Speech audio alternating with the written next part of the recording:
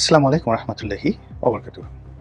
সম্মানিত দর্শক, বর্তমান শিক্ষামন্ত্রী জনাব এহসানুল হক মিলন তাকে নিয়ে মারাত্মকভাবে ট্রল করছে এবং অবাক করা ব্যাপার হলো যে নজিরবিহীনভাবে বিভিন্ন স্কুল, কলেজ, বিশ্ববিদ্যালয় না, কেবলমাত্র স্কুল কলেজ, সেই স্কুল কলেজের তরুণ যারা আছেন, তরুণী যারা আছেন, বালক বালিকা যারা আছেন, তারা শিক্ষামন্ত্রীকে নিয়ে ট্রল করছেন।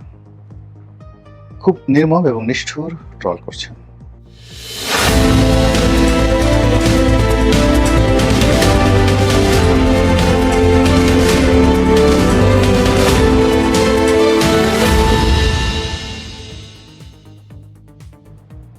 এটার জন্য শিক্ষামন্ত্রী কতটা দায়ী বা তার চিন্তা চেতনা, ধ্যান ধারণা, কর্ম কতটা দায়ী, সে প্রসঙ্গে আমি গেলাম না। মূল ব্যাপারটা হলো যে, যেমন একটা সময় নুরুল ইসলাম নাহিদ সাহেব শিক্ষামন্ত্রী ছিলেন, তাকে নিয়েও কিছু ট্রল হতো। তারপর আমি নিজে তার বিরুদ্ধে একটা লেখা লিখেছিলাম, খুবই যাকে বলা হয় তার সমালোচনা করে। একদিন আমার কন্যা সন্তানের স্কুলে আমি গেলাম, আমি তখন সংসদ সদস্য, অগ্রণী স্কুলে। তো তিনি সেখানে এলেন অতিথি হয়ে, এবং সেই অনুষ্ঠানে তাকে ঘিরে যে আদিক্ষেতা, তার কিছু বক্তব্য ইত্যাদি আমি দর্শক সারিতে বসে দেখলাম, এবং সেটা নিয়ে বাংলাদেশ প্রতিদিনে একটা লেখা লিখেছিলাম। ভীষণ রকম সেটা ওই মুহূর্তে আলোচিত হয়েছিল। এটা সম্ভবত 2010 বা 11 সালের দিকে। তো মন্ত্রী আবার পরবর্তীতে একটা অনুষ্ঠানে বলছিলেন যে এমপি সাহেব আমাকে একেবারে শেষ করে দিয়েছে, উলঙ্গ করে দিয়েছে, নাঙ্গা করে দিয়েছে। কিন্তু মূল ব্যাপারটা হলো যে জনাব নুরুল ইসলাম নাহিদ দীর্ঘদিন ক্ষমতায় ছিলেন, কিন্তু মন্ত্রণালয়ের ভেতরে এবং বাহিরে তিনি সম্মান এবং মর্যাদা পাননি। 2 নম্বর হলো যে তার ব্যক্তিগত অসততা নিয়ে বা যাকে বলা হয় আর্থিক দুর্নীতি নিয়ে কেউ বলেনি, কিন্তু তার পিএস, এপিএস এদের ব্যাপারে ভীষণ রকম যাকে বলা হয় দুর্নীতির অভিযোগ ছিল। অন্যদিকে দীপুমণি যখন শিক্ষামন্ত্রী হলেন, তার ভাবসাব ছিল তিনি খুবই খারাপ ব্যবহার করতেন অনেক কর্মকর্তাদের সঙ্গে, যেটি আসলে তার একটা ডুয়েল বা ট্রিপল ফেজ আছে। শেখ হাসিনার সামনে তিনি এক ধরনের ব্যবহার করতেন, আমাদের সামনে তিনি এক ধরনের ব্যবহার করতেন, তার অধীনস্থ কর্মকর্তা কর্মচারীদের সঙ্গে এক ধরনের ব্যবহার করতেন। ফলে মন্ত্রণালয়ের মধ্যে তিনি জনপ্রিয় ছিলেন না। এই গেল এক। 2 নম্বর হলো তিনি একটা দুর্নীতির নেটওয়ার্ক গড়ে তুলেছিলেন। টাকার বিনিময়ে ভিসি নিয়োগ দেওয়া হয়। এই দুর্নাম এবং বদনাম তার জমানাতে আসে। বিশ্ববিদ্যালয়ের ভাইস চ্যান্সেলরকে টাকার বিনিময়ে নিয়োগ দেওয়া হয়, প্রিন্সিপালকে নিয়োগ দেওয়া হয়, বদলি করা হয়। এটা শিক্ষামন্ত্রী এই ঘটনার সঙ্গে সরাসরি জড়িত। এই দুর্ভাগ্য আওয়ামী লীগের হয়েছে দীপুমণির কল্যাণে। এবং এই দীপুমণি তার যে এডুকেশন, তার যে লেখাপড়ার মান, সে চিন্তা করুন, একজন ডাক্তার, ঢাকা মেডিকেল কলেজ থেকে এমবিবিএস ডাক্তার, তারপর একজন উকিল, এলএলবি অনার্স করেছেন, এরপর এমবিএ করেছেন আমেরিকার সেই বিখ্যাত বিশ্ববিদ্যালয় থেকে, একটা বিশ্ববিদ্যালয়, সেটা সম্ভবত মানে কর্নেল ইউনিভার্সিটি অথবা এরকম খুব নামকরা একটা ইউনিভার্সিটি, আমার এই মুহূর্তে নাম মনে আসছে না। সেখান থেকে তিনি আবার এমবিএ করেছেন। তো এরকম একজন শিক্ষিত জন রাজনীতির সঙ্গে এরকম সরাসরি জড়িত ছিলেন কিনা আমাদের ছাত্র জীবনে দেখিনি, তবে তিনি সংগঠন করতেন, সন্ধানী নামক যে একটা সংগঠন আছে, যে রক্ত কালেকশন করে, সেই তার সাথে জড়িত ছিলেন। কিন্তু আওয়ামী লীগের সঙ্গে তার যে মানে সম্পৃক্ততা, এটা খুব বেশি দিনের পুরনো নয়।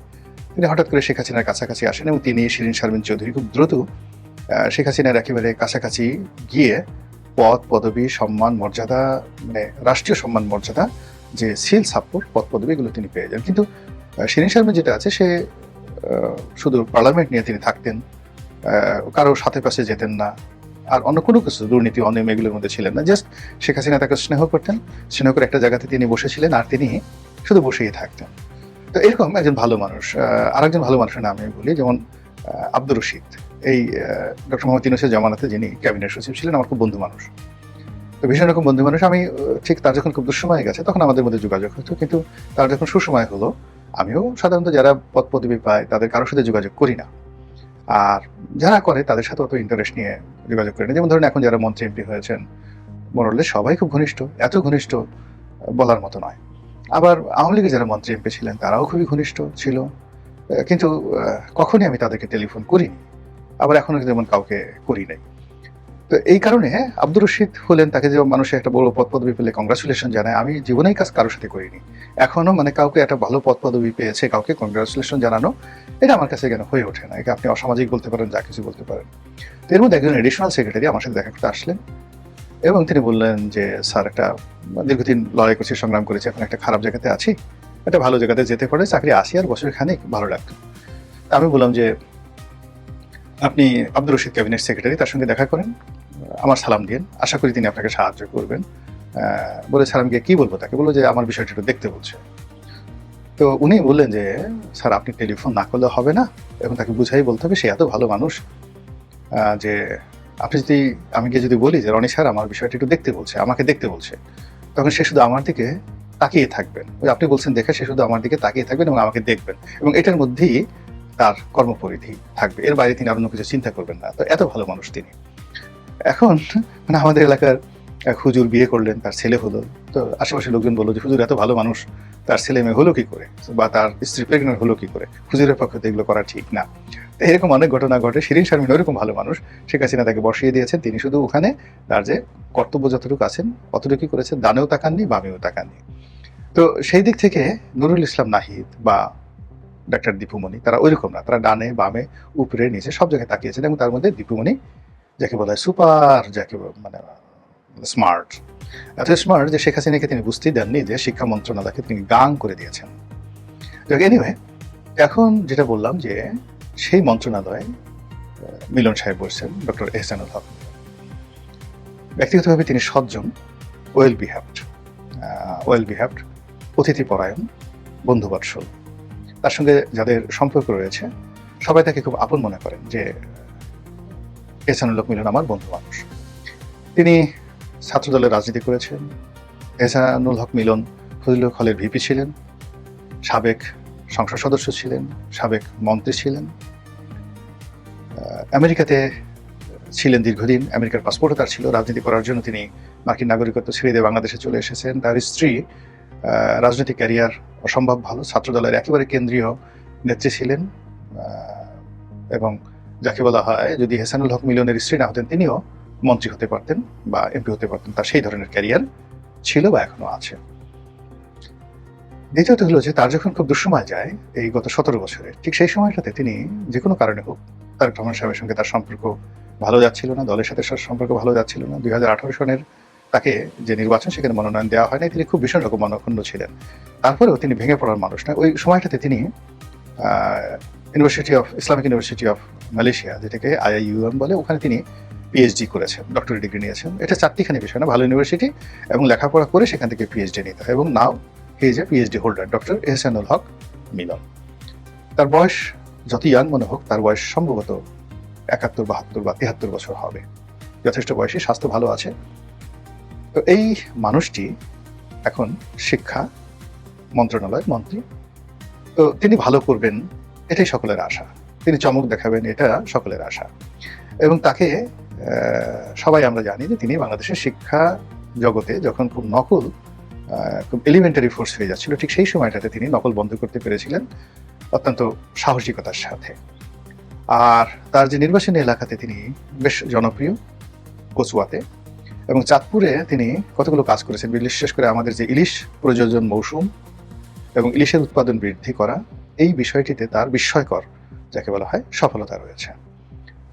অন্যান্য যে বিষয়গুলো রয়েছে, রাজনীতি করতে গেলে অনেকে থাকে, জেদি হয় মানুষ, রাগী হয়, প্রতিপক্ষের প্রতি খুব নিষ্ঠুর হয়, এবং এটা যাদের নেই তারা আসলে রাজনীতিতে সাস্টেন করতে পারে না। এটা হয়তো ওনারও আছে, আমরা ওইদিকে যাবো না, কিন্তু হি ইজ এ ক্যাপাবল ম্যান, এবং ওইরকম কারোর সাথে এনিমিটি করা, কাউকে ক্ষতি করা এটা নেই। কিন্তু সেই মানুষটি এখন এই সময়টাতে এসে শিক্ষা মন্ত্রণালয়ে দায়িত্ব প্রাপ্তির পরপরই এই মাত্র 60 দিনের মাথায় একটা বিশেষ জেনারেশন যারা স্কুলে পড়ছে, কলেজে পড়ছে, তাদের কাছে তিনি একজন তুচ্ছ তাচ্ছিলের ব্যক্তিতে পরিণত হয়েছেন।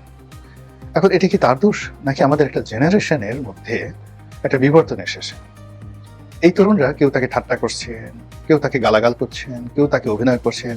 তিনি যে ভাষায় কথা বলেন, প্রত্যেকটা মানুষেরই, যেমন ধরুন আমি যে ভাষায় কথা বলি, এখন আপনার সঙ্গে সে ভাষা মিলবে না। বা আমাদের মধ্যে যারা কন্টেন্ট তৈরি করেন, জনপ্রিয় যারা কন্টেন্ট ক্রিয়েটার, তো সবাই আমাদের ভাষা, আকার, আকৃতি, চেহারা, সুরত, লেখাপড়া, দৃষ্টিভঙ্গি আলাদা।